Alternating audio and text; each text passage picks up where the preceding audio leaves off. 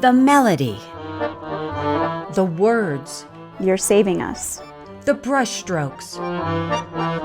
Some 40 works of art expressing how pediatric nurses lived and worked through the pandemic. They have these beautiful stories. They have moments of hope and light, and then they have these kind of, more oppressive pieces of some of their challenges and grief. But you see this beautiful collection of the human experience. Nurse scientist Lindsay Tarasenko is holding an exhibit at the University of Colorado College of Nursing. When we have people attend the exhibit, they can truly step into someone else's shoes and understand what they've been through and have this visceral experience. This art is actually research. While pediatric nurses were responding to COVID-19, researchers collected infection rates, analyzed emails, and conducted interviews.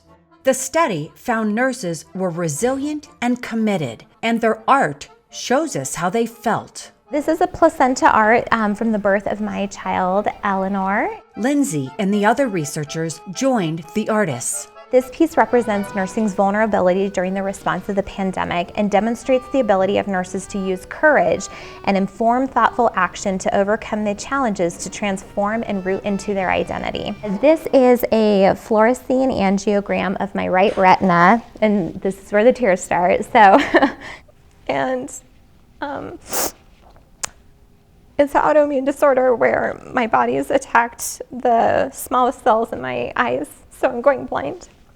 And I got diagnosed at the same time I found out I was pregnant. That's where I learned that you can have this kind of joy and grief can coexist. And that was what I was experiencing. Well, the See Me piece was one of the first pieces I did. And it was basically just like, see me, I'm a nurse. I know what to do in this situation. See me, trust me. Allow me to be. The poem is called Everything Except. You need water. My roots spread wide. A cactus drinking in the desert. What I created was some descriptives of visuals that are kind of found in nature that represent selflessness and altruism and resiliency and adapting to different environments. And then the poem kind of shifts into a dialogue between nurses and kind of society and how they're trying to be heard, but there are a lot of interruptions. They continue to try, and it's kind of falling on deaf ears. I think what I hope that people take is just remembering that beneath all of this, the nurses are human too, and we need to keep filling their cups and nurturing the other parts of their lives so that they can continue to provide this care and give of themselves in this way. It's called Sometimes It Is the Flower Wilted by Rain That Moves Our Hearts the Most. So this piece really is about how grief and pain and hurt can change the not necessarily who we fully are, but can inform who we can be and who we are. Where we're not defined by our hurt, we're not defined by our grief, that we still have value, that we still have worth. The pandemic didn't just change the nursing profession.